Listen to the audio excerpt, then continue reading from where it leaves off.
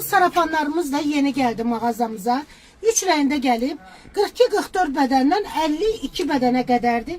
Uzunluq kızlar bax belə bir uzunluqdur. Uzun sarafanlardır.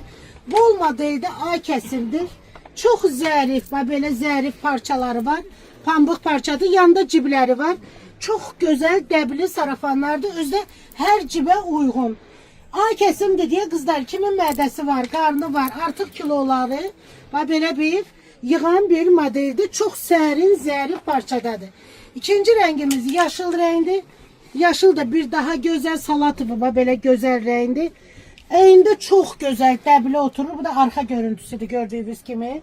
Belə bir rəngi var. Bir de hamının sevimli rəngi vazgeçilmezimiz. Qışda da, yayda da qara rəngimiz kızlar. Qarası da var. Kim istəyirsə vaxtında gəlin.